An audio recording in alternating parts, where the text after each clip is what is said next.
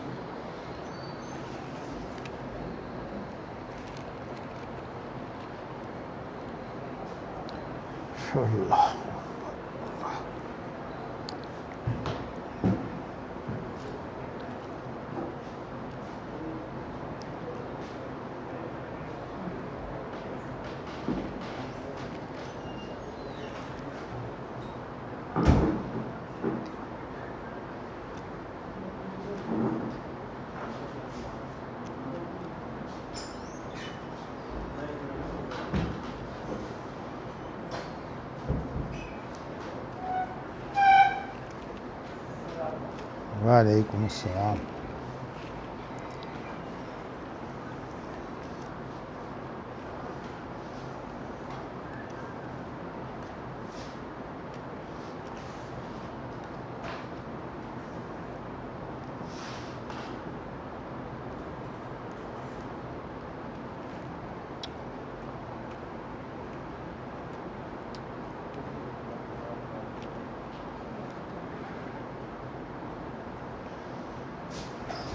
اللہ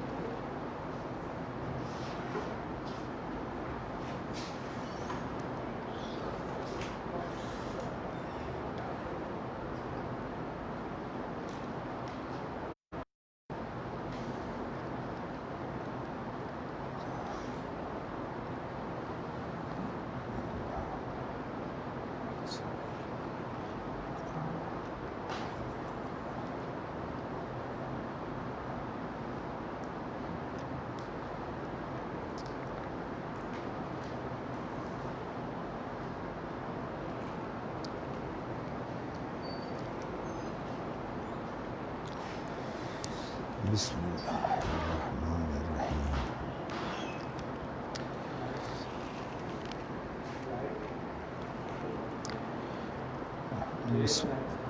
بسم اللہ الرحمن الرحیم.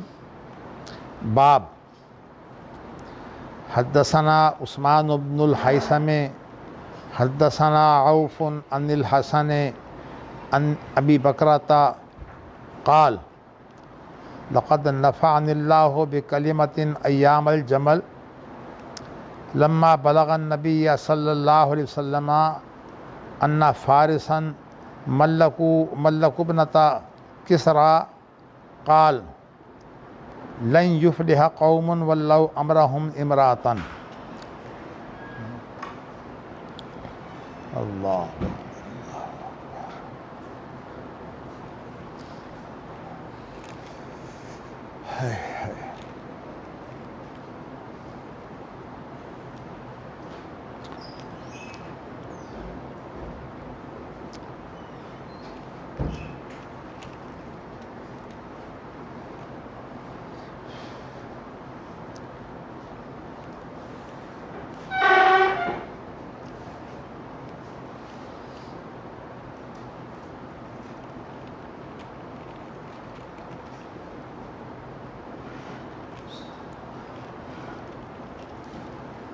آپ کو میں یہ پہلے بھی بتا چکا ہوں کہ امام بخاری کچھ عنوانات اپنی طرف سے قائم کرتے ہیں اور ان عنوانات کے مطابق جو ہے وہ امام بخاری پھر احادیث لاتے ہیں. ان احادیث کی تائید اور ان احادیث کی وضاحتیں دیگر احادیث سے کرتے ہیں. تو کچھ عنوان جو ہیں وہ اس طرح کے ہیں کہ اس کے بعد امام بخاری کچھ بات نہیں کہتے، خالی عنوان یعنی باب. یہ محدثین کا طریقہ رہا ہے، اور ہمارا جو عام طور پر طریقہ ہے وہ یہ ہے کہ جیسے ہم کہتے ہیں نا فوائد، تفسیر قرآن کے اندر عموماً فوائد کے نام سے جو ہے، یا نکات کے نام سے جو علمی نکتے ہیں، تو علمی نکتے ہم پیش کرتے ہیں، کچھ فوائد پیش کرتے ہیں، اور وہ فوائد جو ہیں جو بات چل رہی ہے اسی سے متعلقہ ہوتے ہیں. تو اسی طرح امام بخاری جو ہیں وہ باب کا لفظ جو ہے وہ لا کر یہ کہتے ہیں کہ کچھ نکتے ہیں جو اسی بارے میں ہیں. اب چونکہ جو مسئلہ اس کو چل رہا ہے وہ یہ ہے کہ ایسا فتنہ جو سمندر کی لہروں کی طرح جو ہے وہ ہمارے اوپر چھا جائے. یہ لہریں جو ہیں وہ بہت اہم ہوتی ہیں. یہی لہریں جو ہیں کہ سمندر کے اندر جوش آ جاتا ہے تو عام طور پر جو جہاز اور جو اس طرح کی کشتیاں ہیں وہ اس طرح جو ہے وہ لہروں کے حوالے ہوتی ہیں کہ یوں معلوم ہوتا ہے جیسے کہ اب لہریں ان سے گھیر رہی ہیں. اور ظاہر ہے کہ سمندر کی لہریں بالکل ایسے ہی ہیں جیسے کہ اگر کہیں فضا میں طوفان آ جائے تو جہاز جو ہے وہ کیسے، بالکل وہاں کوئی جہاز کے لیے سہارا نہیں ہوتا. طوفان کی وجہ سے جہاز جو ہے وہ اس طرح اوپر نیچے جو ہے وہ ہوتا ہے جیسے کہ ابھی جو ہے یہ جہاز کا اپنا کنٹرول جو ہے وہ ختم ہوا اور یہ اس فضا کے سپرد ہوا پھر گیا. تو اسی طرح جو ہے وہ سمندر کے اندر جو چلنے والی چیزیں ہیں، کشتیاں ہوں یا بحری جہاز ہوں، وہ اسی طرح بالکل لہروں کے سپرد ہوتے ہیں. اللہ کی قدرتیں جو ہیں، ہم تو اللہ کی قدرتیں جو ہیں وہ عام طور پر جو دیکھتے ہیں ہم ان کو نظر انداز کر دیتے ہیں، لیکن سمندر کے اندر اور فضا کے اندر جب اس طرح کی چیزیں ہوتی ہیں تو پھر وہ نظر انداز نہیں ہوتی. اللہ اکبر، اللہ اکبر. ہماری صورتحال ایسی ہوئی کہ ہم 4 آدمیوں کا ایک وفد جو ہے وہ سعودی عرب کے دورے پر تھا. میرے ساتھ جو حضرات تھے وہ تمام کے تمام ماشاءاللہ علماء ہی تھے. ان میں پروفیسر غلام احمد حریری اور مولانا عزیز زبیدی اور اسی طرح جو ہے وہ پروفیسر عبید الرحمن مدنی اور میں خود، ہم 4 آدمی جو ہیں وہ سعودی عرب کا ایک دورہ کر رہے تھے. تو ہماری جو فلائٹ ہے وہ دمام میں جو ہے وہ رکی، اور وہیں پر جو ہے وہ انہوں نے تمام جو معاملے ہوتے ہیں نا ویزے وغیرہ کے اور کہ دورہ کس طرح کا ہے، تو اس طرح ٹھپے لگا کر جو ہے ہمیں فارغ کر دیا. ہم جب دمام سے جو ہیں وہ ریاض کے لیے نئی فلائٹ جب ہم نے لی تو یہ اللہ کی طرف سے آپ یہی سمجھیے کہ یہ ہماری جو ہے وہ تربیت تھی. یہ ان دنوں کی بات ہے جب کہ ایک پاکستانی جہاز جو ہے وہ طائف کے قریب جو ہے وہ تباہ ہو گیا تھا، اور ان جہاز کی تفصیلات جو اخباروں میں آتی رہیں. ظاہر ہے کہ جب اس طرح جہاز تباہ ہوتے ہیں تو کیا باقی رہ جاتا ہے جو اس کے اندر بیٹھے ہوئے لوگ ہیں. تو عورتوں کے بارے میں کہ ان کے ہاتھ ملے جن کے اندر چوڑیاں تھیں، اسی طرح جو ہے وہ اور ایک سے ایک بڑھ کر جو ہے وہ چیزیں اللہ کی نشانیاں جو ہیں وہ سامنے آتی ہیں تو انسان جو ہے وہ ان سے متاثر ہوئے بغیر نہیں رہ سکتا. ہر ایک آدمی کی طبیعت کے مطابق ہی اس کا تاثر ہوتا ہے. ہم صورت حال بنی کہ جب ہم جو ہے وہ دمام سے جہاز ہمارا اڑا ہے تو اس وقت جو ہے وہ جو ہوائی جہاز کے ذمہ دار ہوتے ہیں انہوں نے کوئی ایسا اعلان کیا جس کا مطلب یہ تھا کہ جہاز اس وقت جو ہے وہ اس پوزیشن میں نہیں ہے کہ یہ جہاز آگے جا سکے تو اس لیے ہم واپس جا رہے ہیں. اب اعلانات تو خیر اس طرح واضح نہیں ہوتے لیکن ہر آدمی جو سمجھنے والا ہے اس کو سمجھ آتی ہے کہ یہ واپس اس لیے جا رہے ہیں کہ یہ جہاز میں کوئی خرابی ہے جس خرابی کو یہ دور کر کے جو ہے یہ واپس جانا چاہتے ہیں. ہماری حالت جو ہے یہ تمام لوگوں کی بڑی خراب ہوئی. خیر ہم نے اس وقت جو ہے بہت اللہ سے جو ہے وہ گریہ زاری کر کے جو ہے وہ ہم نے جو ہے وہ عافیت مانگی. جہاز جو ہے وہ بعافیت جو ہے وہ واپس چلا گیا. اب جہاز تو واپس چلا گیا لیکن ہمارے اوپر وہ جو چند لمحے یہ چند منٹ جو ہم نے اس طرح اس پوزیشن میں گزارے ہیں وہ بڑے ہی خطرناک تھے. ایک عرصہ تک میں جب جہاز میں سوار ہوتا تو مجھ پر وہی کیفیت جو ہے وہ طاری ہو جاتی. یعنی مجھے جہاز میں بیٹھتے ہی یوں لگتا جیسے یہ جہاز جو ہے یہ اب ڈور رہا ہے. تو ایک دفعہ میں اپنے ساتھی جو تھے عام طور پر قانون اور شریعت کے معاملات میں ہم دونوں اکٹھے کام کرتے تھے, میں بھی اور میرے ساتھ ایس ایم ظفر صاحب, تو ہم دونوں جہاز میں بیٹھے ہوئے تھے. تو اب میں جہاز میں بیٹھے ہوئے جو ہے وہ بہت زیادہ پریشان رہتا تھا, بس دعا ہی کرتا رہتا تھا. تو وہ مجھ سے کچھ باتیں کرنا چاہتے تھے اور جہاز جو ہے وہ اس طرح کچھ ڈول رہا تھا. حالانکہ یہ تو عام طور پر جہاز اس طرح ڈولتے ہیں, لیکن جب انسان جو ہے وہ کسی چیز سے جل چکا ہو تو کہتے ہیں کہ دودھ کا جلا جو ہے وہ چھاچھ بھی پھونک پھونک کر پیتا ہے. تو اس طرح کی کیفیت تھی. تو میں نے جو ہے وہ ایس ایم ظفر کو جو ہے وہ میں نے اشارہ بھی کیا لیکن وہ نہیں سمجھ سکے. پھر میں نے انہیں واقعہ بتایا کہ ہمارے ساتھ اس طرح کا واقعہ ہو چکا ہے. تو انہوں نے مجھے کہا کہ میں جب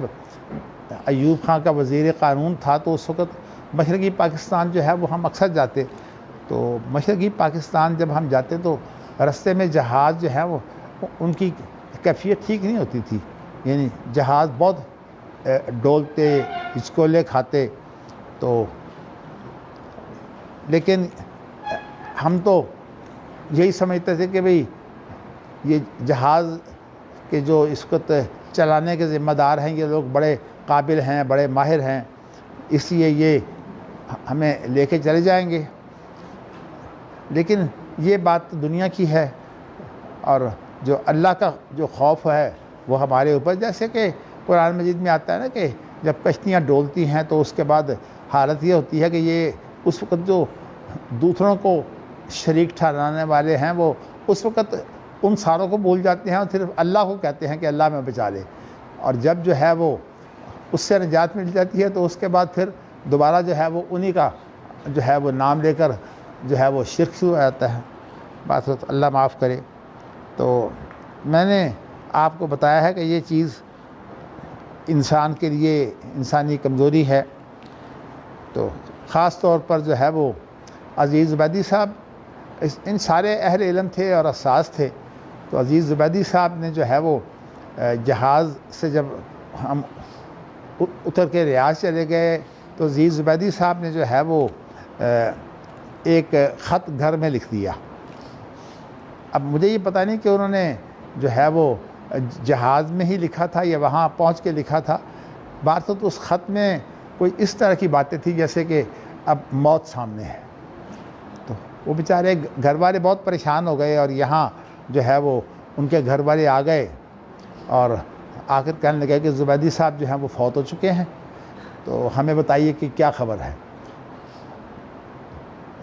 تو میں نے انہیں بتایا کہ نہیں، وہ تو اللہ کا شکر ہے زندہ ہے۔ تو اصل میں بات یہ ہے نا کہ جو قلم کار ہوتے ہیں ان کا جب قلم چلتا ہے تو اپنے تاثرات جو ہے وہ قلم سے بیان کر دیتے ہیں۔ تو ویسے میں آپ کو بتاؤں کہ ایسے جو مراحل ہوتے ہیں یہ انسان کی زندگی میں بڑے اہم ہوتے ہیں۔ میں نے آپ کو یہ بتایا ہے کہ انسان کی کس طرح سے آزمائش ہوتی ہے۔ لو جی، اب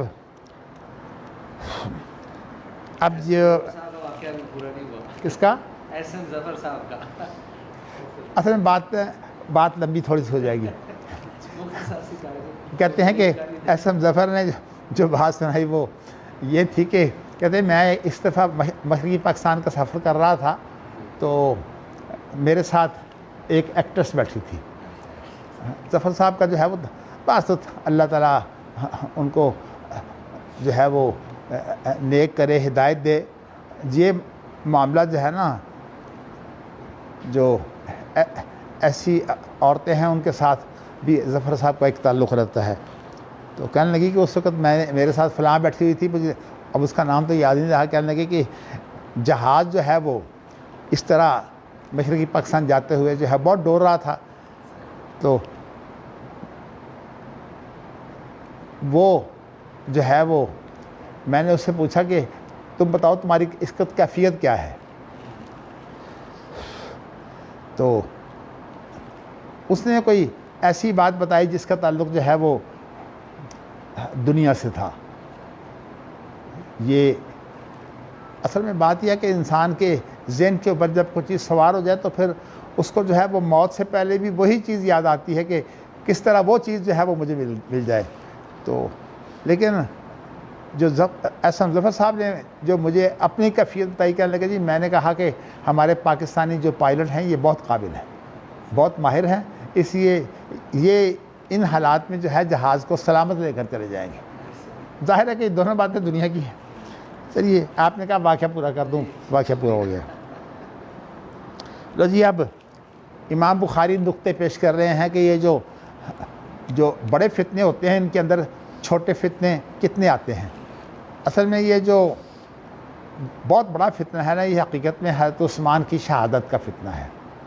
اور حضرت عثمان رضی اللہ تعالیٰ عنہ کی جو شہادت ہے،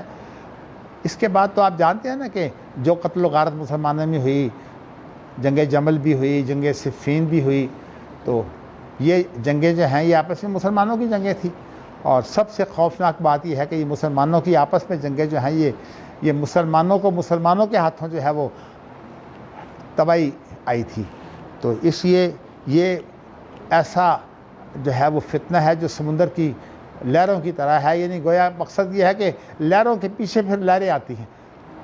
یعنی ایک بڑی لہر، پھر اس کے بعد اس کے ساتھ چھوٹی لہریں آگے چلتی ہیں۔ تو اس طرح سے یہ سارے فتنے جو ہیں وہ اصل میں اس کی بنیاد یہی فتنہ ہے، شہادت عثمان رضی اللہ تعالیٰ عنہ۔ تو اس کے متعلق نبی اکرم صلی اللہ علیہ وسلم نے صرف اتنا ہی کہا تھا کہ اس کے اندر تمہارے لیے جو ہے وہ ایک آزمائش ہے۔ جی، پیچھے آپ حدیث پڑھ چکے ہیں کہ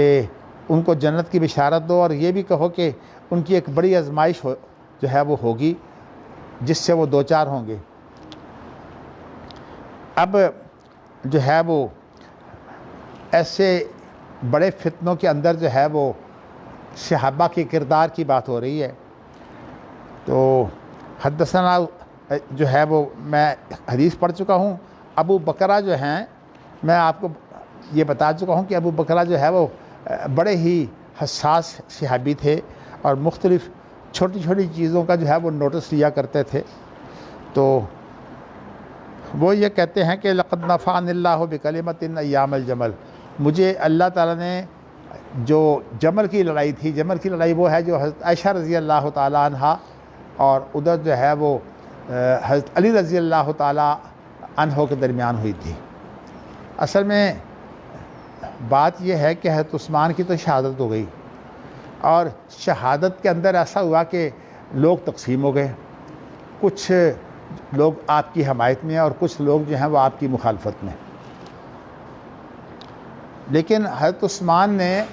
جو ان کی حمایت کرنے والے تھے ان کو اجازت نہیں دی لڑنے کی کہ مسلمانوں کے درمیان میں لڑائی برداشت نہیں کرتا، اگر میری جان بھی جاتی ہے تو میں مسلمانوں کے اندر لڑائی نہیں ہونے دوں گا.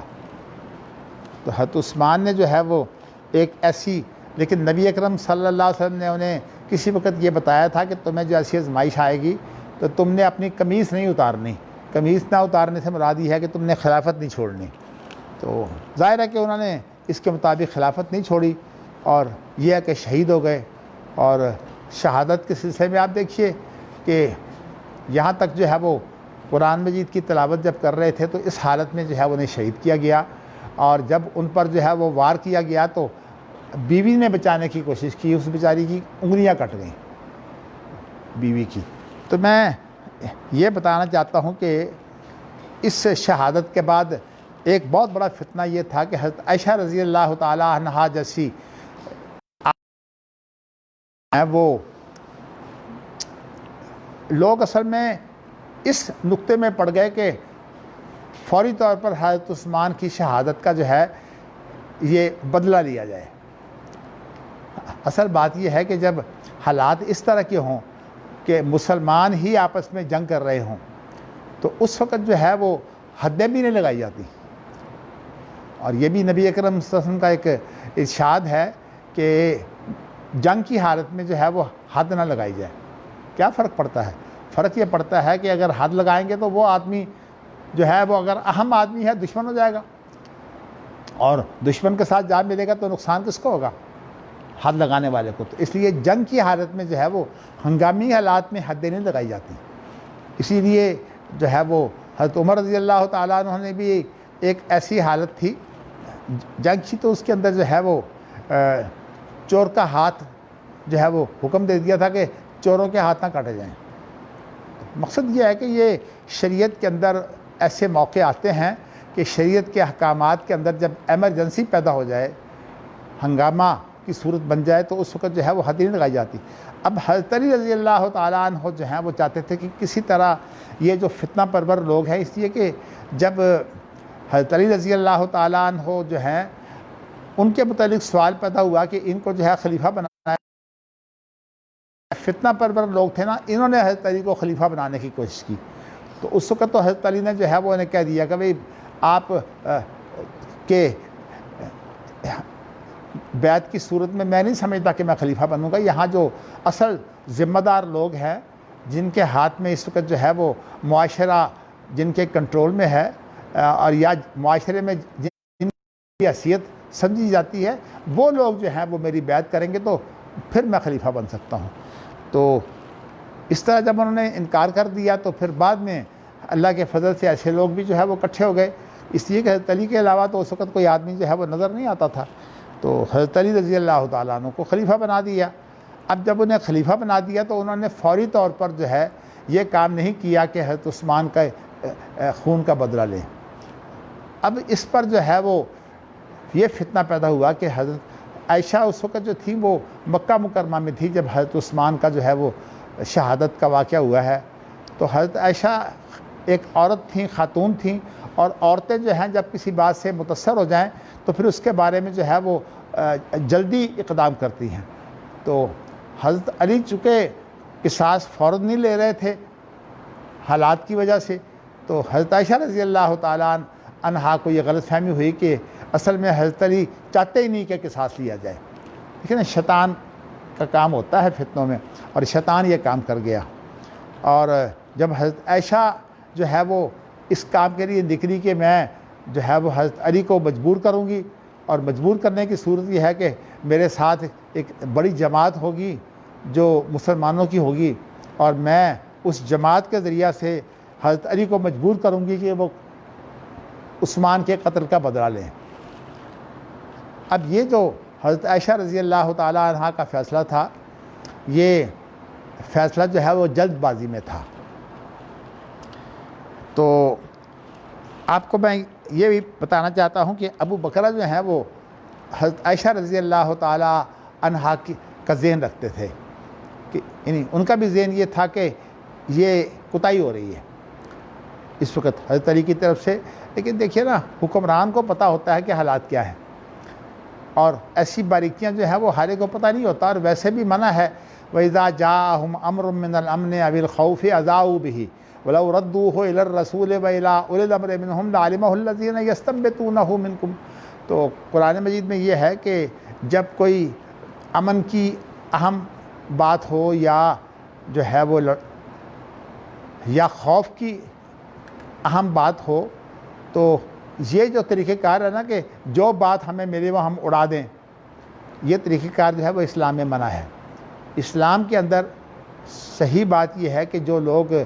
اس کا فیصلہ کر سکتے ہیں نا، ان کی طرف یہ بات جو ہے یہ لوٹائی جائے.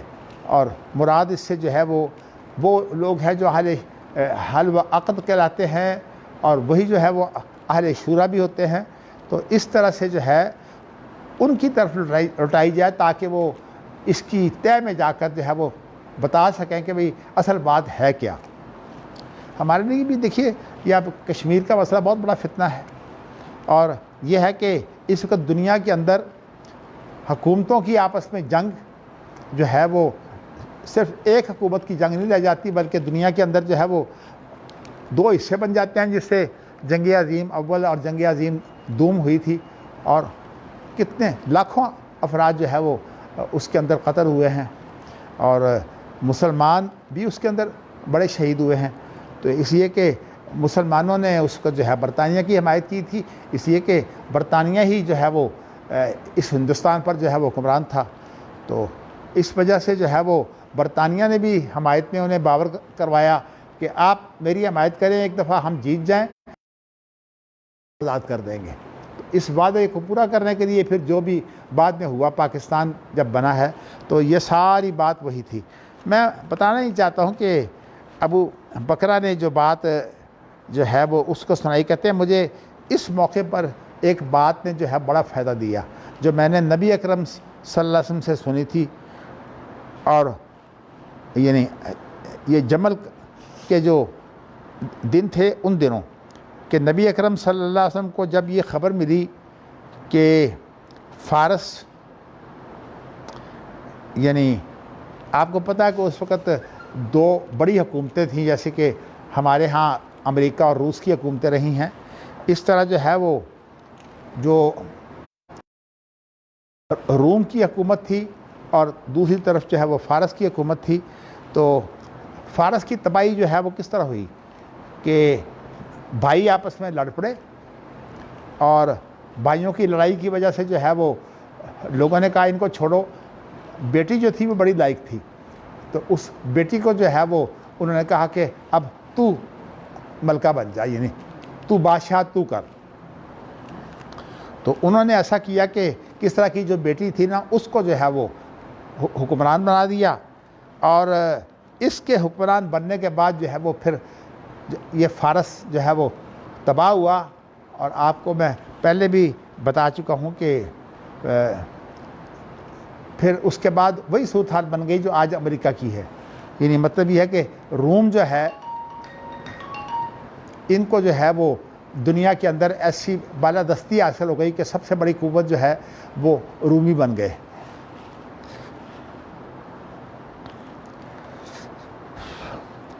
تو اس وقت نبی اکرم صلی اللہ علیہ وسلم کا یہ ارشاد آپ نے فرمایا لن یفلح قوم ولو امرہم امراتن، وہ قوم ہرگز فلاح نہیں پائے گی جنہوں نے اپنا معاملہ جو ہے وہ عورت کے سپرد کر دیا. مطلب یہ ہے کہ جنہوں نے حکومت کا کام جو ہے وہ عورت کے سپرد کر دیا. حتیٰ کہ گھروں کے اندر بہت دفعہ صورتحال ایسی ہوتی ہے کہ عورت باقی رہ جاتی ہے. بس یہ ہے کہ باپ فوت ہو گیا، اب ماں جو ہے موجود ہے، اور اس وقت جو ہے وہ بیٹے بھی بڑے ہوتے ہیں، لیکن بظاہر جو ہے وہ ماں یہ سمجھتی ہے کہ یہ میرے بیٹے ہیں اس لیے یہ میرے ہاتھ میں ہیں. لیکن شریعت یہ نہیں کہتی کہ اس وقت گھر کا جو کنٹرول ہے وہ پوری طرح جو ہے وہ عورت کے ہاتھ میں ہو، بلکہ شریعت یہ کہتی ہے کہ جو اصل کنٹرول ہے وہ مرد کے ہاتھ میں ہونا چاہیے، خواہ وہ ابھی چھوٹی عمر کا ہی ہو. یعنی ماں کا جو ولی ہے وہ بھی بیٹا ہوتا ہے، سب سے پہلے ماں کا ولی بیٹا ہوتا ہے، پھر اس کے بعد اس کا باپ ہوتا ہے، پھر اس کے بعد جو ہے وہ اس کا چچا ہوتا ہے، پھر اس کے بعد چچا زاد ہوتا ہے۔ اسی طرح شریعت کے اندر جو ہے وہ ولی کی ترتیب ہے۔ اللہ اکبر۔ شیعہ نے ویسے جو اپنی ترتیب رکھی ہے نا، انہوں نے رکھی ہے کہ جو بیٹا اور بیٹی وراثت میں چونکہ دونوں شریک ہوتے ہیں، تو اس لیے جو ہے وہ بیٹے کی اولاد ہو یا بیٹی کی اولاد ہو، یہ دونوں جو ہیں یہ جانشین کے اعتبار سے برابر کی اہمیت رکھتے ہیں۔ اور کیونکہ اس کی بنیاد یہ تھی کہ حضرت فاطمہ رضی اللہ تعالیٰ عنہ جو ہے ان کی وجہ سے تو یہ ساری کی صورتحال بگڑی ہے تشیع کے اندر، کہ نبی اکرم صلی اللہ علیہ وسلم کا جو خون ہے اس کی جو ہے وہ حکومت کے اندر بھی ایک اہمیت ہے۔ حالانکہ یہ بات نہیں ہے، اگر خون کی اہمیت ہو، اب آپ دیکھیے پوری دنیا میں صورتحال کیا ہے کہ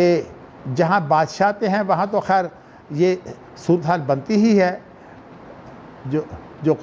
قریبی اعتماد کا آدمی ہوتا ہے تو، لیکن صورتحال یہ ہے کہ جمہوریت کے اندر بھی کہنے کو تو یہ جمہوریت جو ہے یہ عوام کی حکومت ہوتی ہے، لیکن حقیقت یہ ہے کہ ایسی نہیں ہوتی، بلکہ یہ جمہوریت کے اندر جو ہے وہ اسی طرح جس طرح بادشاہت کے اندر کوئی اہم ہو جاتا ہے۔ آپ بتائیے کہ بے نظیر جو ہے وہ کم اہم تھی بھٹو کے بعد، بے نظیر کی وہ اہمیت تھی کہ بے نظیر کے دونوں بھائیوں کی وہ اہمیت نہیں تھی۔ تو کہنے کا مقصد یہ ہے کہ یہ چیزیں جو ہیں یہ جمہوریت میں بھی اس طرح ہی ہیں، تو اس لیے اقبال نے تو جو ہے وہ بڑی اہم باتیں کی ہیں۔ تو میں اقبال نے کہا ہے کہ اصل میں یہ جس کو تو جمہوریت سمجھتا ہے نا،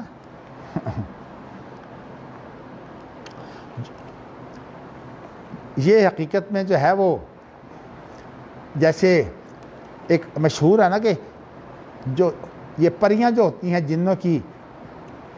جو عورتیں ہیں یہ بڑی خوبصورت ہوتی ہیں، کیونکہ جن جو ہے وہ دوسری شکلیں اختیار کر لیتے ہیں نا، تو اس لیے وہ بڑی خوبصورت ہوتی ہیں۔ تو کہتا ہے کہ یہ جو جمہوریت ہے نا، تم تو یہ سمجھتے ہو نا کہ یہ پریوں کی طرح جو ہے وہ بڑی شاندار ہوگی، لیکن حقیقت یہ ہے کہ یہ جو آمریت ہے یا اس سے بھی زیادہ خطرناک چیز ہے یہ جمہوریت جو ہے۔ یعنی مطلب ہے کہ اس کے اندر جو ظلم ہوتا ہے نا، آمریت میں وہ ظلم نہیں ہوتے، اس لیے کہ آمریت کے اندر ذمہ دار ایک شخص تو ہوتا ہے نا، اور جمہوریت کے اندر صورتحال یہ ہے کہ سارے گناہ کر کے بھی نا تو اس کے بعد وہ بری ہو جاتا ہے سیاست۔ یعنی اب آپ دیکھیے نا کہ یہی بڑا مسئلہ ہے کہ جب جو ہے وہ سیاست چلتی ہے تو اس کے بعد اگر وہی آدمی جو ہے جو بہت ہی دین کے اعتبار سے نکارہ ہو اور اس کے بڑے بڑے جرائم بھی موجود ہوں، آج اصل میں بہت بڑا جو جرم ہے وہ کیا ہے کہ مالی دھاندلی، اور ہمارے ہاں صورتحال یہ بن گئی ہوئی ہے کہ آج کل جو ہے وہ اگر کسی کو قابو کرنا ہے تو سب سے بڑی چیز جو ہے یہ مالیاتی کنٹرول ہے۔ یعنی آج یہ سمجھیے کہ بنیادی طور پر ہمارے ہاں اصل مسئلہ جو ہے وہ اقتصادیات کا ہے، کیونکہ ملکوں کے اندر ہم نے جو صورتحال بنا لی ہے وہ یہ بنا لی ہے کہ جب جمہوریت آتی ہے تو یہ لوگ جو انتخاب جیت کر آتے ہیں یہ کوئی خیر سے تو انتخاب نہیں جیتتے، انہوں نے کروڑوں روپے جو ہے وہ لگائے ہوتے ہیں انتخاب پر، اور جب یہ اس کے بعد وزیر اعظم بنتے ہیں تو اس کے بعد بھی جو ملک کی اصل قوتیں ہوتی ہیں ان کی حمایت اور ان کی مخالفت کی بات جو ہے وہ چلتی رہتی ہے۔ تو اس طرح جو حالات بنتے ہیں اس کے اندر جو ہے وہ یہ لوگ جنہوں نے بڑے پیسے لگائے ہوتے ہیں اس کے بعد پھر وہ وصولیاں جب کرتے ہیں تو اس سے پتہ نہیں 20 گنا جو ہے وہ زیادہ وصولیاں کرتے ہیں، تو اب ظاہر ہے کہ ان کی تو داندیاں ہوتی ہیں مالی، لیکن صورتحال یہ ہے کہ کوئی آدمی اس لیے نہیں پوچھتا کہ ہر ایک نے خود یہی کام کرنا ہوتا ہے کہ جب وہ حکمران بنے گا تو یہی کام ہوگا۔ مجھے جو ہے وہ اس بات کا بڑا خیال آتا ہے کہ اللہ کی قدرت، حکمرانوں کو اگر کوئی آدمی جو اچھا ہوتا ہے نا وہ ان کو پسند نہیں آتا، اس لیے کہ وہ شریف ہوتا ہے، ان کو جو ہے وہ آدمی زیادہ پسند ہوتے ہیں جو شرارتی ہوتے ہیں، اس لیے کہ شرارتی آدمی جو ہے نا وہ فعال نظر آتا ہے، اور جو شریف آدمی ہوتا ہے وہ جو ہے وہ شریف ہونے کی وجہ سے زیادہ فعال نظر نہیں آتا۔ چلیے میں نے آپ کو یہ بتایا ہے کہ نبی اکرم صلی اللہ علیہ وسلم کا یہ قول، یہ انہوں نے اصل میں بتایا ہے کہ یہ جو بڑے بڑے فتنے ہوتے ہیں ان کے اندر عورت کا فتنہ جو ہے اس کی بھی ایک اہمیت ہے۔ میں کوئی ایسی بات نہیں کرنا چاہتا جو تاریخی طور پر جو ہے وہ میرے لیے قابل اعتماد نہ ہو، تو ویسے حضرت عثمان پر الزامات میں یہ چیز بھی شامل تھی کہ یہ اپنی سسرالی رشتہ داروں کو بھی بڑی اہمیت دیتے ہیں، لیکن یہ سارے جھوٹے الزامات تھے۔ حضرت عثمان کی جو بات تھی وہ یہ تھی کہ نیکی اس طرح کی غالب تھی، آپ دیکھیے کہ اپنی جان دے دی ہے لیکن مسلمانوں کی لڑائی پسند نہیں کی، لیکن انہیں پتہ نہیں تھا کہ یہ لڑائی جو ہے اس سے زیادہ خوفناک صورت میں ہوگی۔ پھر بعد میں خوفناک صورتیں ہوئیں، پہلے حضرت عائشہ کی لڑائی ہوئی، اور اس کے اندر ظاہر ہے کہ حضرت علی رضی اللہ تعالیٰ عنہ جو تھے وہ مرد تھے، اور جنگ جو ہے وہ عورتوں کا کھیل نہیں ہوتا، جنگ کھیڑ نہیں ہوتی زنانیاں دی جی۔ تو یہ جو ہے مردوں کا کام جو ہے وہ جنگ مردوں کا ہی کام ہوتا ہے، اس لیے کہ عورتیں جو ہوتی ہیں نا یہ اتنے بڑے فیصلے جنگ کے اندر کبھی ایسا نہیں ہوتا، بہت کم ایسا ہوتا ہے کہ 100% جو ہے وہ کامیابی ہو، 60%، 70% کامیابی بھی جو اگر ہے نا ہو جائے تو غلبہ ہو جاتا ہے۔ تو اس طرح سے جو ہے وہ پھر عورت کے فیصلے جو ہیں، بلکہ جن دنوں بے نظیر حکمران تھی نا تو اس وقت اس کی ماں اس کے ساتھ شامل تھی، تو لوگ ان دنوں کہا کرتے تھے کہ اصل میں یہ 2 عورتیں حکومت کر رہی ہیں، تو اکیلی عورت تو حکومت بھی نہیں کر سکتی جب تک اس کے ساتھ جو ہے وہ دوسری عورت نہ ہو۔ تو وہی کہتے ہیں کہ جیسے قرآن مجید میں ہے نا کہ اگر ایک مرد کے ساتھ ایک عورت ہو تو اس وقت جو ہے وہ دونوں مل کر جو ہے وہ گواہی دیں گے۔ ہاں جی، وہاں پر بھی 2 عورتیں، نہیں عورتیں 2 ہیں لیکن یہ 2 عورتیں مل کر گواہی دیتی ہیں۔ یہ جو ہے نا کہ 2 عورتوں کی الگ الگ گواہی ہوتی ہے، یہ غلط ہے۔ بات یہ کہ الگ الگ گواہی کا معنی تو ہے کہ پہلے ایک عورت گواہی دے اور دوسری عورت جو ہے یہ بعد میں آ کر گواہی دے، الگ الگ گواہی تو اس طرح ہوتی ہے، ان کی گواہی ایسی نہیں ہوتی۔ ان کی گواہی ایسی ہوتی ہے کہ ایک عورت جو ہے وہ گواہی دیتی ہے اور دوسری پاس کھڑی ہوئی اس کی تائید کر رہی ہوتی ہے، جہاں کہیں اس نے بولنا ہوتا ہے وہاں وہ کہہ دیتی ہے کہ نہیں بات ایسی تھی، تو گویا کہ 2 گواہیاں مل کر ایک گواہی بنتی ہے۔ یہ بھی قرآن مجید کی آیت کی ایک بڑی اہم تفسیر ہے، اس پر محدث میں آپ پڑھیے مولانا صدیق صاحب رحمۃ اللہ علیہ، ان کے ساتھ جو ہے وہ محدث کے اندر خاصا علمی مسئلہ یہ زیر باس رہا کہ اصل بات ہے کیا۔ ہاں جی، وہ کہتے تھے کہ اصل میں عورت کی اکیلی گواہی بھی کافی ہے، تو ہم کہتے تھے نہیں، یہ 2 گواہیاں مل کر ایک گواہی بنتی ہے۔ تو اس کا صرف طریقہ کار کا فرق ہے، لیکن یہ 2 عورتیں ہوتی ہیں، اس لیے 2 عورتوں کی گواہی یہ ہے کہ دوسری عورت کو جب ساتھ کھڑا کریں گے، کہتے تھے وہ اگر نہ بولے، میں نے کہا نہ بولے تو کم از کم معیت تو ہے نا، ساتھ کھڑی کہہ رہی، ہاں معیت تو ہے۔ تو اس طرح سے بات وہ مضمون پڑھنے والے ہیں۔ ویسے اللہ کا شکر ہے کہ محدث میں جو ہے وہ میری محنت تو چومکھی ہوتی تھی نا، آپ کو پتا ہے درس کا بھی چلانا اور محدث بھی نکالنا۔ جب میں اکیلا ہی تھا تو 30 سال تو میں نے اکیلے ہی نکالا ہے، یہ محدث بھی اور سارے کام چلائے ہیں، لیکن اللہ کی مدد تھی کہ مزاج کے اندر جو تھی وہ بڑی ذمہ داری تھی، بلکہ ضرورت سے زیادہ ذمہ داری اس لیے بن گئی کہ والد صاحب کا جب انتقال ہو گیا تو اس کے بعد جو تایا تھے انہوں نے کہا کہ اب تم والد صاحب کی جگہ پر بیٹھ کر کام کرو۔ اب والد صاحب کا علم اور ان کا تجربہ اور میں بالکل نوخیز، ابھی یعنی میں آپ سمجھیے کہ ابھی میرا جو نصاب ہوتا ہے جو تعلیمی وہ بھی پورا نہیں ہوا تھا، اور میں ساتھ تعلیم حاصل بھی کر رہا تھا، امتحان بھی میں ساتھ ساتھ دیتا تھا اور ساتھ ساتھ میں پڑھاتا بھی تھا۔ تو اور پڑھانے کی صورتحال میں نے آپ کو بتائی ہے کہ صورتحال یہ تھی کہ 24 گھنٹے تقریباً جس وقت جو ہے وہ میں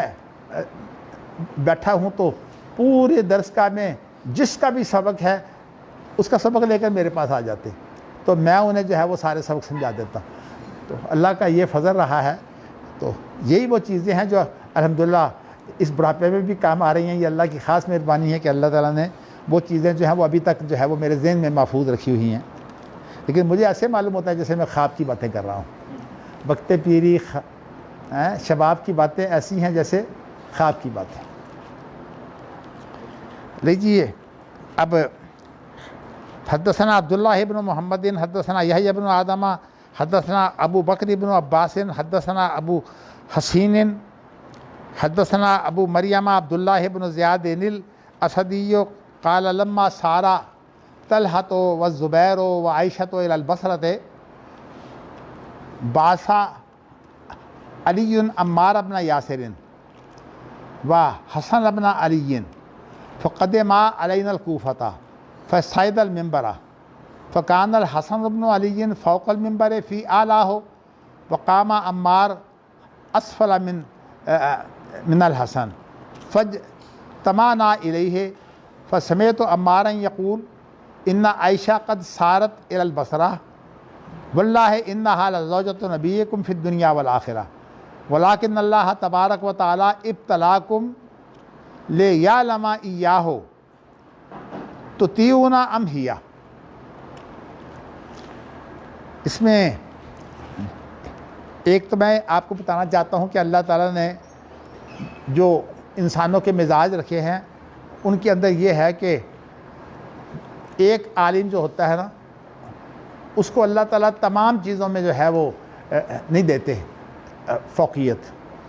ہوتا یہ ہے کہ ایک معاملے میں وہ تیز ہوتا ہے اور اس کو فوقیت مل جاتی ہے، جبکہ دوسرے معاملے میں دوسرا تیز ہوتا ہے. تو اس طرح سے فوق کل ذی علم علیم کا معنی اصل میں یہ ہے. اس کا معنی یہ ہے کہ ایک آدمی کو ہر اعتبار سے فضیلت نہیں ہوتی، لیکن ہماری عقیدت کی حالت یہ ہے کہ انسانوں کی کہ جب ایک آدمی جو ہے وہ اس کی شہرت اچھی ہو جاتی ہے تو سمجھتے ہیں کہ اب اس کے پاس ہر چیز کا علم موجود ہے. ہمارے ہاں مولانا مودودی اور ڈاکٹر حمید اللہ جو ہیں وہ دو ایسے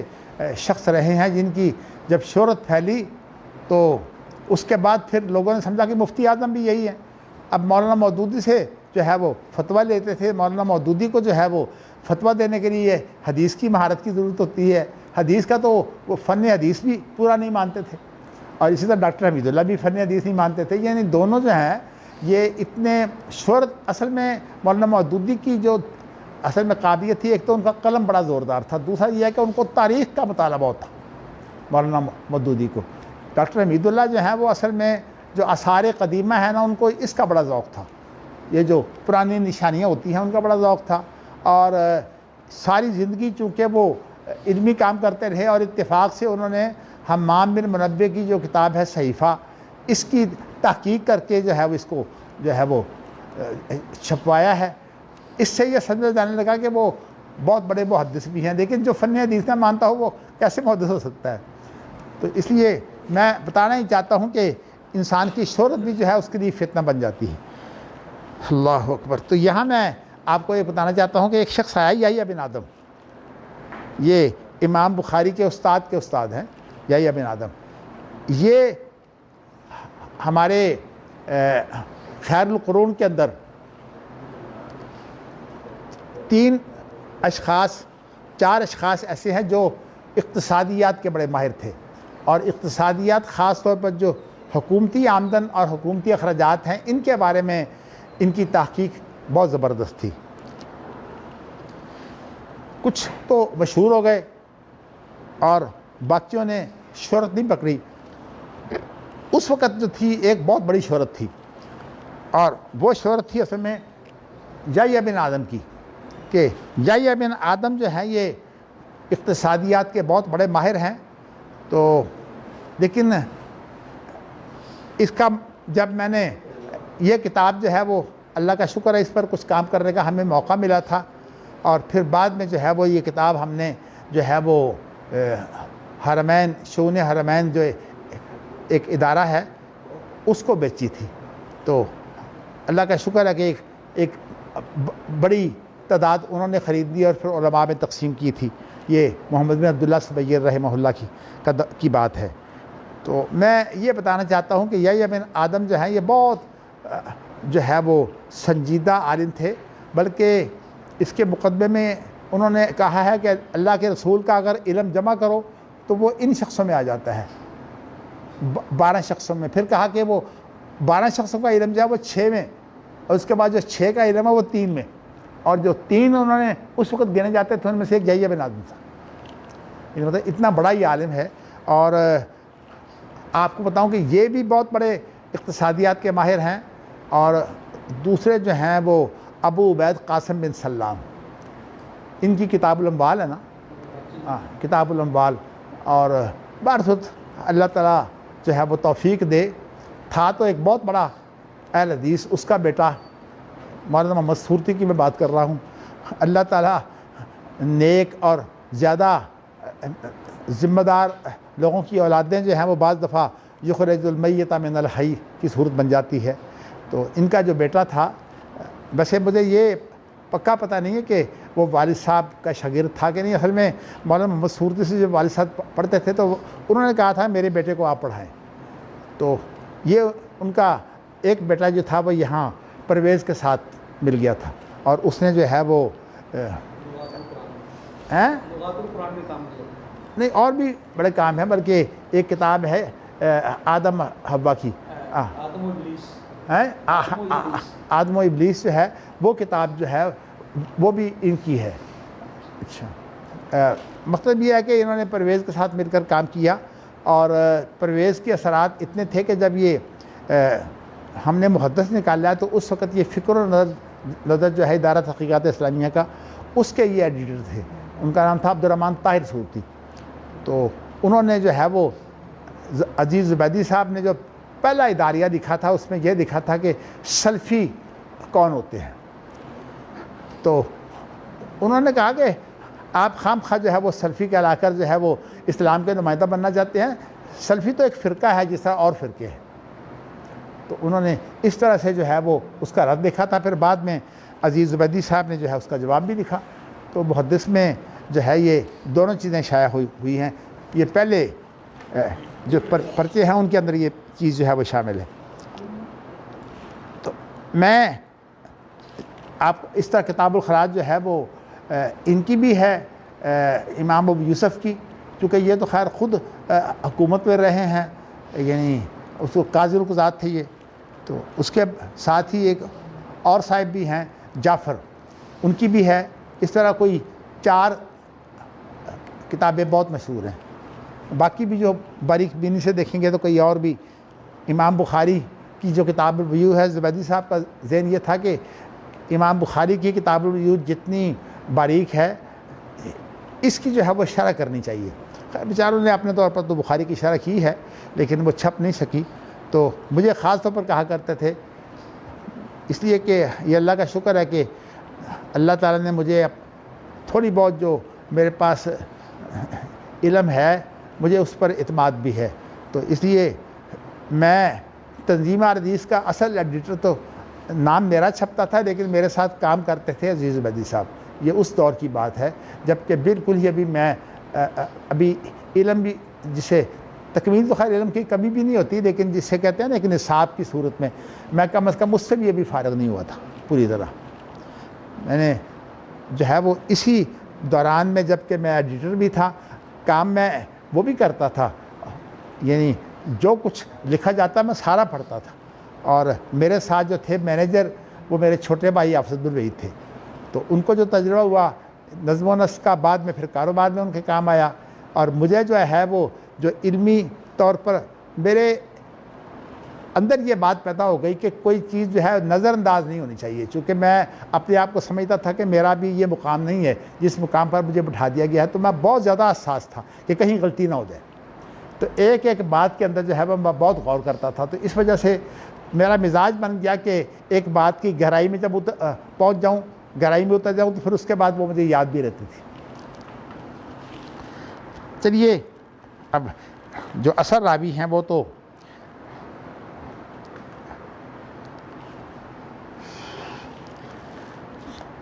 عبداللہ بن زیاد اسدی ہیں۔ تو وہ بیان کرتے ہیں کہ جب حضرت طلحہ، زبیر، عائشہ. آپ کو پتہ ہے نا کہ یہ طلحہ اور زبیر جو ہیں یہ حضرت عائشہ کے ساتھی تھے. تو یہ جب تینوں بصرے کی طرف گئے اس وقت صورتحال یہ تھی کہ جس طرح ہمارے ہاں سیاست ہوتی ہے نا، اور اس سیاست کے اندر حمایت لینے کے لیے مختلف جو علاقے ہیں ان کی حمایت چاہیے. تو کوفہ کے اندر تو خود حضرت علی موجود تھے، یہ بھی عراق ہے، عراق کا حصہ ہے، اور بصرہ بھی عراق کا حصہ ہے. تو بصرہ کا جو مقام تھا نا، وہ لوگ جو تھے وہ اس وقت دیکھنے کو بہت زیادہ نیک پرہیزگار تھے، اور پھر بعد میں یہی لوگ جہاں وہ خارجی ہو گئے. تو اصل میں انسان پرہیزگار تو ہو لیکن علم جو ہے وہ انسان کا تھوڑا ہو تو پھر جو ہے وہ یہی خطرہ ہوتا ہے کہ یہ انتہا پسند ہوگا. تو یہ بھی وجہ ہے، ہاں جی، اس کی یہ وجہ بھی ہے کہ بصرہ اس وقت چھوڑی تھی، اس وجہ سے شاید بھی جاؤ. چلو جو کچھ بھی ہے، بہت بصرہ کی اہمیت تو تھی نا. میں نے اس وقت آپ کو بتایا کہ کوفہ کی، بصرہ کی، اور اس کے علاوہ مدینہ منورہ اور مکہ کی بہت بڑی اہمیت تھی. تو اس وقت جو ہے وہ پہلے تو آپ کو پتہ ہے کہ امیر معاویہ کھڑے ہوئے ہیں، تو قتل عثمان کا قصاص جو ہے وہ، لیکن ابھی امیر معاویہ کا مسئلہ پیدا نہیں ہوا تھا. پہلا مسئلہ تو پیدا ہوا ہے حضرت عائشہ کا. تو حضرت عائشہ جو ہے وہ جب اپنی حمایت کے لیے بصرہ کی طرف گئیں اور یہ تینوں بصرہ کی طرف گئے تو انہوں نے پھر جو ہے وہ حضرت علی نے بھیجا عمار بن یاسر کو. یہ عمار بن یاسر بہت زیادہ ہی نیک تھے. یہ وہی ہیں جن کا باپ بھی جو ہے وہ جہاں سختیاں جھیل کر بیچارے ختم ہو گئے تھے، اور ان کی ماں وہی ہے جس کو ابو جہل نے جو ہے وہ نیزہ مارا تھا، شہید ہو گئی. اللہ رحم کرے. واقعہ بڑا ہی خطرناک ہے، دل نہیں چاہتا اس کو بار بار بیان کرنے کو. اچھا، تو اب انہوں نے بھیجا حضرت علی نے عمار بن یاسر کو، اور ان کے ساتھ بھیجا حسن بن علی کو. ظاہر ہے کہ حسن ابھی اتنے تجربہ کار نہیں تھے، تو اس لیے عمار بن ناصر جو ہیں ان کو جو ہے وہ حسن کے ساتھ بھیج دیا. لیکن چونکہ حضرت علی کے اصل معتمد جو تھے وہ حسن بن علی تھے، کیونکہ بیٹے کا جو اعتماد ہوتا ہے وہ اتنا غیروں کا نہیں ہوتا. تو اس لیے جب یہ دونوں گئے ہیں تو عمار بن یاسر جو ہے وہ اس کا دھیان رکھتے تھے کہ یہ حضرت علی کے بیٹے ہیں. تو اب جب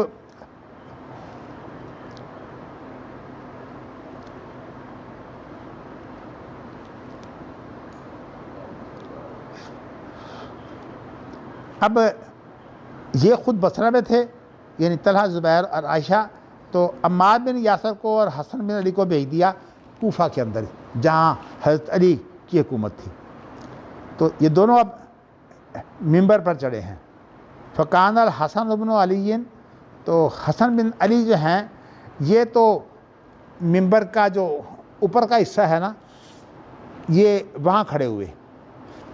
اب چونکہ تقریر کرنی تھی عمار بن یاسر نے، تو عمار جو ہیں وہ نیچے کھڑے ہوئے، یعنی ان کو یہ دکھایا کہ دیکھو یہ حضرت علی کے بیٹے ہیں، اور جو بات کر رہے ہیں وہ عمار بن یاسر کر رہے ہیں.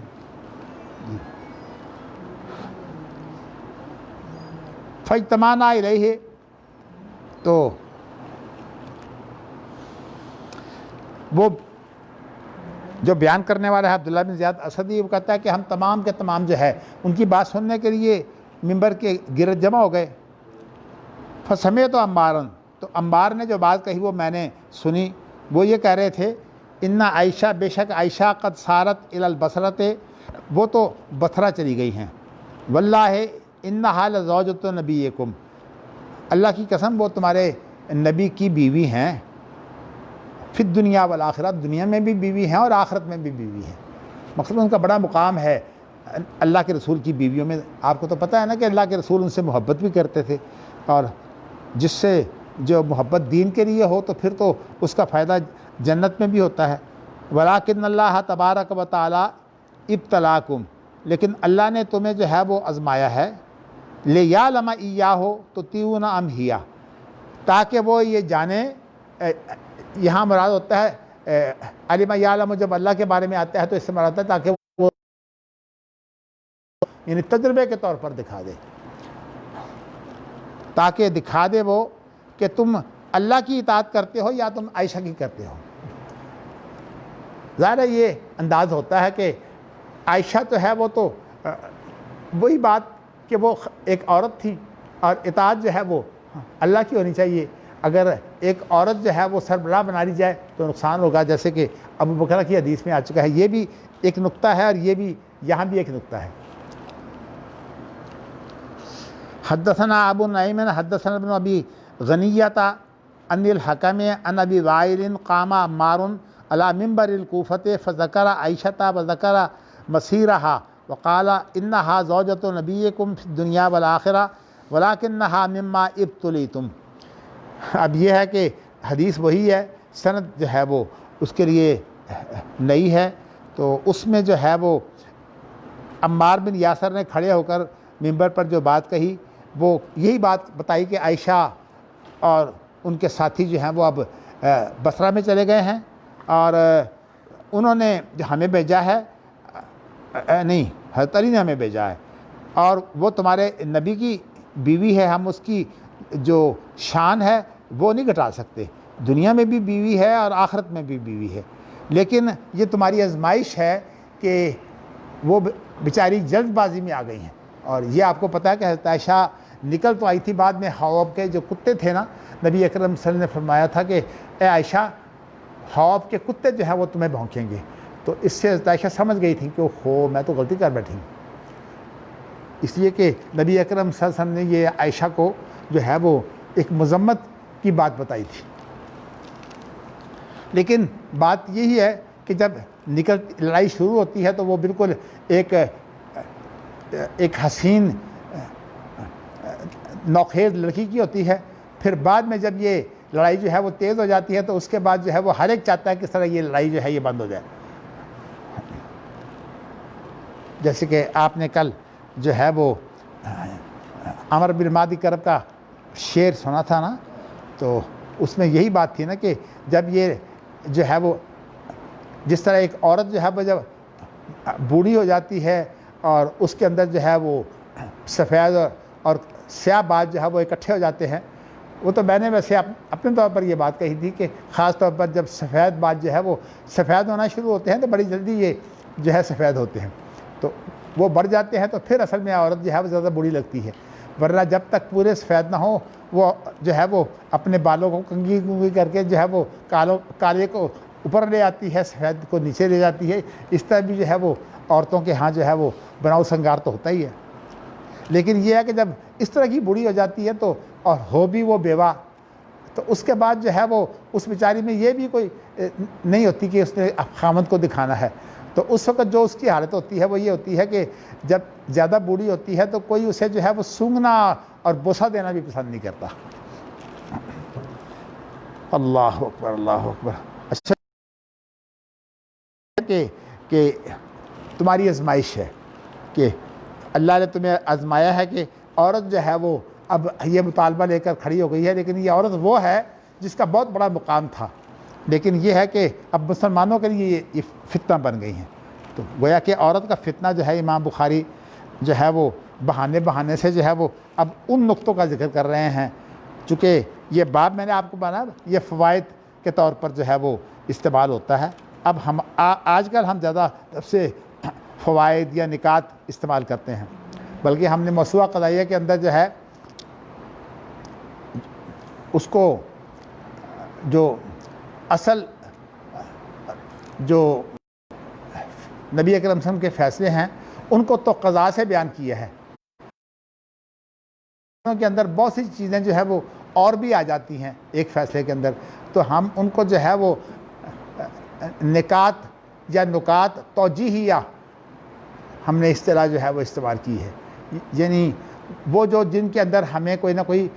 ہدایت ہے، کوئی ہمیں راہ دکھایا گیا ہے، تو نکات توجیہیہ ہم نے وہ بھی اکٹھے کیے ہیں لیکن نکات توجیہیہ کی شکل میں، اور جو اصل جو فیصلہ ہے اس کو مکمل کر کے ہم نے جو اس کا نام رکھا ہے قضا، اور قضا کی جمع ہوتی ہے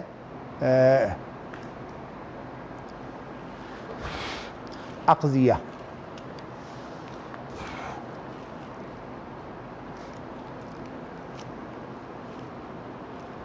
تو جی اگلی حدیث بھی پڑھیں۔ حدثنا بدل ابن المحبر حدثنا شعبۃ اخبرنی عمرو سمیت ابا وائل یقول دخل ابو موسیٰ ابو مسعود علی عمار حیث باسہ علی الی اہل الکوفۃ ہے جی اچھا ہاں، حیث باسہ علی الی اہل الکوفۃ یستنفرہم فقال ما رأیناک اتیت امرا جی ویسے تو بات یہی اتیت امرا اکرہ عندنا من اسرائک فی ھذا الامر منذ اسلمت فقال عمار ما رأیت منکما منذ اسلمتما عمران ہاں جی اچھا عمران نہیں ہے، ٹھیک ہے، یہ عمران ہے، یہ امرا یعنی مرد کے معنی میں نہیں ہے، یہ معاملے کے بارے میں ہے، ٹھیک ہے۔ اکرہ عندی من ابتائکما عن ھذا الامر بکساہما حلۃ ثم راہ الی المسجد۔ تو جی اب اس کا ترجمہ یہ ہے کہ ابو وائل یہ بیان کرتے ہیں کہ ابو موسیٰ اور ابو مسعود جو ہیں یہ دونوں مل کر جو عمار کے پاس گئے، عمار کو بھیجا تھا نا نبی اکرم صلی اللہ علیہ وسلم نے، تو یہ بات جو ہے یہ ابو موسیٰ یہ بصرے کی بات ہے، تو ابو موسیٰ جو تھے یہ بصرے کے حاکم تھے اس وقت جو تھے، اور ابو مسعود جو تھے وہ ایک مالدار شخص تھے، یعنی ان کی تجارت بڑی کامیاب تھی، تو یہ دونوں جو ہیں وہ عمار بن یاسر کے پاس گئے، جبکہ ان کو حضرت علی نے بھیجا اہل کوفہ کی طرف۔ تو یستنفرہم، اچھا بات یہ بصرہ کی نہیں ہے، کوفہ کی بات ہی ہے۔ یستنفرہم وہ جو ہے وہ عمار جو ہے وہ ان کو رغبت دلاتے تھے کہ جنگ کے لیے نکلو، انفروا خفافا جو ہے نا یہ اسی سے ہے استنفر۔ استنفر کا معنی ہوتا ہے جنگ کے لیے نکلنے کی بات کرنا، کہ آپ جنگ کے لیے نکلیں۔ تو اس وقت عمار نے جو ہے جو بات ان سے کہی گفتگو کے دوران میں، یہ جو ہے یہ ملاقات ان کی ہوئی ہے ابو مسعود کے گھر میں۔ تو عمار کہتے ہیں کہ ما رأیت منکما منذ اسلمتما، جب سے تم مسلمان ہوئے ہو میں تم میں جو ہے ایسی چیز نہیں دیکھی، کوئی ایسا معاملہ نہیں دیکھا اکرہ عندی جو میرے نزدیک زیادہ برا ہو من ابتائکما عن ھذا الامر، اس میں جو تم دیر کر رہے ہو نا، یہ مجھے جو ہے یہ بات مجھے پسند نہیں ہے، یعنی مطلب یہ ہے کہ تمہیں اب لڑائی کے لیے نکل کھڑے ہونا چاہیے۔ وَقَسَاهُمَا حُلَّةً، اور چونکہ ابو مسعود کے گھر یہ ملاقات تھی، اس لیے انہوں نے جو ہے وہ 2 جوڑے منگوائے، اس لیے کہ عمار بن یاسر تو بیچارے سفر کر کے آئے تھے نا مدینہ سے، تو اس لیے عمار بن یاسر کو بھی ایک جوڑا دیا، اور ساتھ ابو موسیٰ اشعری جو تھے ان کو بھی ایک جوڑا دیا۔ دیکھیے یہ ابو موسیٰ اشعری حاکم ہیں، اور حاکموں کی حالت یہ ہوتی ہے کہ ان کا حال جو ہے وہ عام تاجروں سے بھی پتلا ہوتا ہے، یعنی ان کے پاس مال نہیں ہوتا۔ ہمارے ہاں تو ماشاءاللہ جس کو جو ہے وہ حکومت مل جائے اس کے بعد اس کے پاس مال ہی مال ہوتا ہے، لیکن ہم صحابہ کی حالت کیا تھی؟ تو اب جو ہے وہ جب عمار نے یہ بات کہی نا کہ تم یہ جو دیر کر رہے ہو نا لڑائی کے معاملے میں، تو یہ ٹھیک نہیں، مطلب ہے کہ حضرت علی کے ساتھ اصل میں بات یہ ہے کہ حضرت علی کی خلافت جو ہے وہ قائم ہو گئی تھی۔ جب خلافت قائم ہو جائے تو اس کے بعد پھر یہ خلیفہ کی بیعت نہ کرنا جو ہے یہ بغاوت کی شکل ہوتی ہے، تو اس لیے امیر معاویہ جو تھے وہ باغی تھے، اور یہ اس وقت تک باغی رہے ہیں جب تک حضرت حسن رضی اللہ تعالیٰ عنہ نے جو ہے وہ ان کے حق میں دستبرداری نہیں کر دی۔ آپ کو بھی شاید یاد ہو کہ عمار بن یاسر جو ہیں وہ شہید ہو گئے تھے، تو اس وقت جو ہے وہ حضرت علی کے لشکر میں نبی اکرم صلی اللہ علیہ وسلم کی یہ باتیں، آپ یہ دیکھیے کہ صحابہ کے دور میں ہر بات، ہر معاملے میں جو ہے وہ نبی اکرم صلی اللہ علیہ وسلم کے فرمانات پیش ہوتے تھے۔ یہ اللہ تعالیٰ نے ایسا انتظام کیا ہوا تھا کہ وہ صحابی آ گیا، وہ ایک بات بتا گیا، وہ آ گیا، وہ ایک بات بتا گیا۔ اصل میں اس کے ساتھ جو ہے وہ حدیث منتشر ہوئی ہے، یعنی نشر و اشاعت حدیث کی اس طرح ہوئی ہے کہ لوگوں نے اپنے عملی معاملات میں حدیثوں کے حوالے دے دے گا۔ دیکھیں نا، ہر ایک کو جو مشکل پیش آتی ہے اس کے اندر حدیث ہے، رہنمائی ہو رہی ہے۔ تو قرآن و حدیث جو ہے یہ ہمارا اصل دستور ہے۔ بلکہ میں آپ کو ایک بات یہ بھی بتاتا ہوں کہ ابھی بات تو بعد میں آنے والی ہے، لیکن چلیے، حضرت حسن رضی اللہ تعالی عنہ کو جو حضرت علی کے بعد خلیفہ بنا لیا گیا تھا، تو اس وقت جو ہے وہ جنگ کی تیاریاں تھیں، اور اس وقت چونکہ شام کے اندر امیر معاویہ نے جو ہے وہ اپنی خلافت کا اعلان کر دیا تھا۔ جب حضرت علی کا مسئلہ جو تھا نا کہ قصاص کا مسئلہ، وہ قصاص کا مسئلہ تو ان کا طے نہیں ہوا، انہوں نے اس مسئلے کے بہانے جو ہے وہ اپنی خلافت بنا لی۔ تو اس وقت جو ہے وہ آپس میں آپ دیکھیے حضرت حسن کا مزاج بڑا ہی جو تھا وہ دنیا سے بے رغبتی کا تھا۔ تو اب حضرت حسن بن علی نے جو ہے وہ آدمیوں نے درمیان کے بچولے جو لوگ تھے انہوں نے صلح کی بات چیت شروع کر دی۔ تو جنگ کے اندر پہلے تو بات صلح کی ہوتی ہے نا، تو صلح کی بات چیت جو ہے وہ شروع کر دی، اور جب صلح کی بات چیت شروع ہوئی تو حضرت جو تھے نا حسن، انہوں نے کہا مجھے ان حکومتوں وغیرہ کی کوئی ضرورت نہیں ہے، میں تو اصل میں اللہ کو راضی کرنا چاہتا ہوں۔ اب امیر معاویہ نے جب ان کی ایسی باتیں سنی تو بڑے جہاں دیدہ تھے، یعنی مطلب تجربہ کار تھے، انہوں نے ایک کاغذ جو ہے وہ اپنی مہر لگا کر جو ہے بھیج دیا حضرت حسن کی طرف کہ آپ جو ہیں اگر یہ چاہتے ہیں نا کہ آپ میرے ساتھ مل جائیں تو جو شرطیں آپ چاہتے ہیں اس میں آپ کو شرطیں جو ہیں وہ لکھ دیں، میں ان تمام شرطوں کا پابند رہوں گا۔ تو شرط کا کیا لکھی تھی؟ شرط یہ لکھی تھی کہ امیر معاویہ جو ہیں وہ کتاب و سنت کے مطابق حکومت کریں گے اور کتاب و سنت کو جو ہے وہ نافذ کریں گے۔ کیا مطلب؟ کتاب و سنت جو ہے وہ دستور ہوگا۔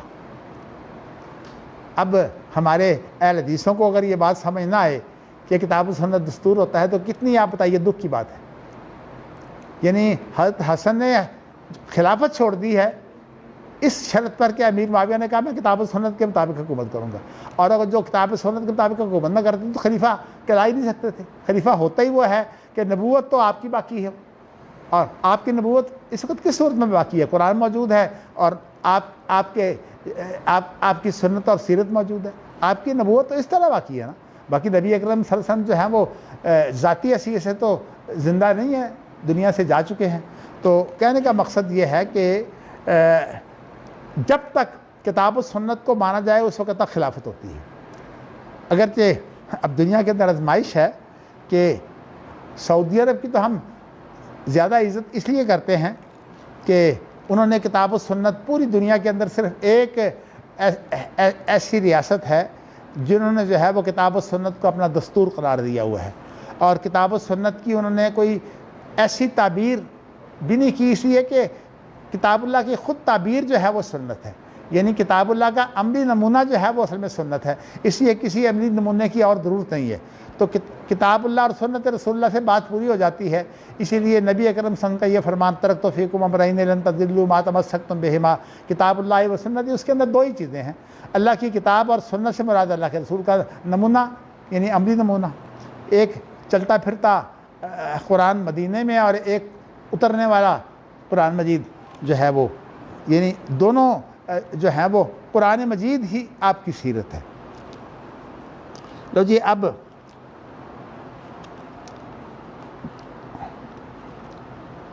اب جب انہوں نے یہ بات کہی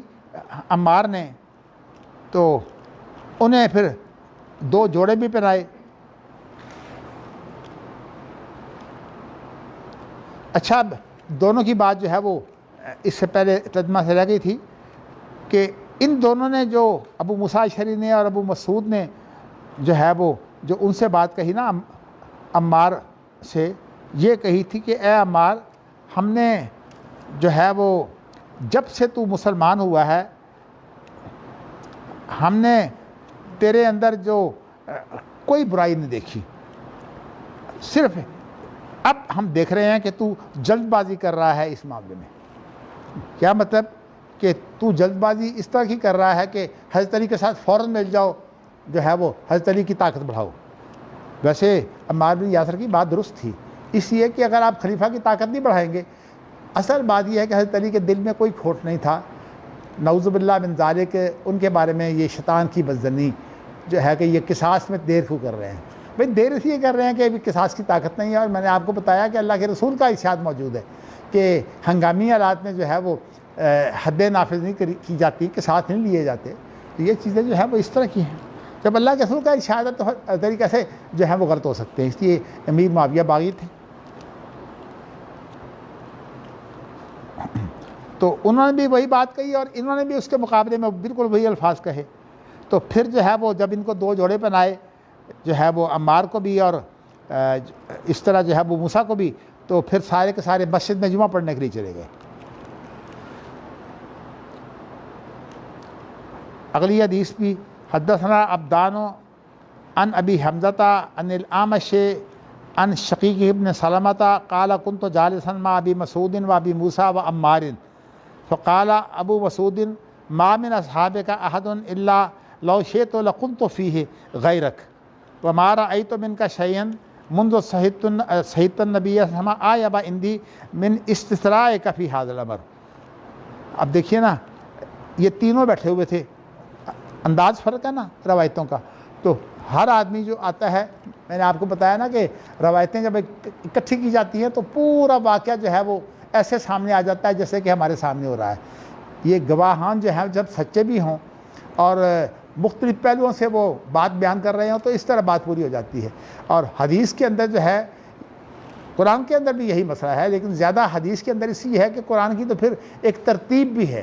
ترتیب کے اندر بھی بہت سی باتیں جو ہیں قرآن مجید سے معلوم ہو جاتی ہیں۔ دوسری بات یہ ہے کہ قرآن مجید چونکہ اللہ کا کلام ہے، اس لیے عربی زبان کے اعتبار سے قرآن مجید جو ہے وہ تو عربی زبان کے لیے بھی حجت ہے، یعنی عربی زبان کی اگر غلطی ہو تو وہ بھی قرآن مجید درست کرتا ہے۔ اور حدیث کے بارے میں آپ نے سن لیا کہ نبی اکرم صلی اللہ علیہ وسلم کو تمام انبیاء میں یہ امتیاز حاصل ہے کہ آپ وہ باتیں کرتے تھے جو بہت زیادہ جامع ہوتی تھیں۔ جامع اس بات کو کہتے ہیں جو بہت زیادہ اپنے اندر جو ہے وہ معنویت رکھتی ہو اور لیکن کہنے کو جو ہے بڑی مختصر ہو۔ اللہ اکبر۔ تو دونوں نے یہ عمار بن یاسر سے کہا کہ آپ جو جلد بازی کر رہے ہیں نا اس معاملے میں، لڑائی میں حضرت علی کی حمایت کے لیے، ہمارا خیال یہ ہے کہ یہ آپ غلط کام کر رہے ہیں۔ اب عمار نے کیا کہا کہ اے ابو مسعود، میں نے تجھ میں اور تیرے ساتھی کے بارے میں، یعنی ابو موسیٰ اشعری کی بات ہو رہی ہے، میں نے جو ہے کوئی چیز جب سے تم اللہ کے رسول کے صحابی بنے ہو، ساتھی بنے ہو، اس سے زیادہ عیب دار نہیں دیکھی جو تم اس وقت جو ہے وہ تاخیر کر رہے ہو اس معاملے میں، یعنی جنگ کے بارے میں۔ دیکھیے حضرت علی کے رائے ان کی حمایت کے لیے جو ہے ظاہر ہے جب یہ لوگ آئے تھے تو پوری حمایت کہتے تھے نا، اور حمایت میں ہوتا ہے کہ فوری طور پر اب آپ فیصلہ کر لیں۔ دیکھیں نا، ہمارے ہاں کوئی شادی نکاح کی بات ہوتی ہے تو سب سے پہلے جو ہے بات فیصلے کی ہوتی ہے کہ بھی فیصلہ کر لیں، پھر اس کے بعد کوئی بات نہیں، اس کے بعد جو ہے وہ منگنی کر کے ہم جو ہے وہ تیاریاں کر لیں گے، پھر اس کے بعد شادی کریں گے۔ تو اب جب یہ انہوں نے بات کہی کہ آپ تاخیر کیوں کر رہے ہیں، تو ابو مسعود وکانا موسرن، یعنی ان کا ہاتھ جو تھا وہ اس وقت بڑا کھلا تھا، یعنی ان کو اللہ نے دولت میں جو ہے وہ آسائش دے رکھی تھی۔ یا غلاموں، اپنے غلام کو کہتے ہیں ہاتھ حلتین، دو جوڑے لاؤ۔ فآتا احداہما ابا موسیٰ، تو ایک جوڑا انہوں نے ابو موسیٰ کو دے دیا اور دوسرا جو ہے وہ عمار کو دے دیا۔ وقال روحا فی ہیر الجمعہ، کہا کہ دونوں جو ہے وہ جمعہ کی طرف چلو یہ روحا جو ہے یہ امر ہے، راہا یہ روح سے، تو راہ کا معنی ہوتا ہے یہ جب ہو جاتا ہے نا جس کو آپ بولتے ہیں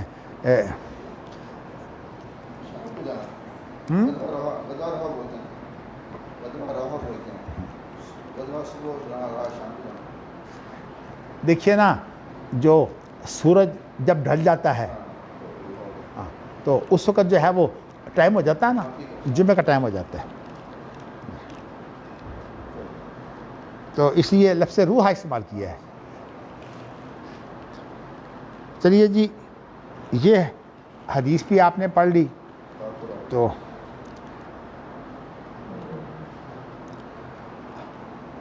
آپ کو ہاں جی چلیے الحمدللہ یہ باب تو پورا ہو گیا ہے۔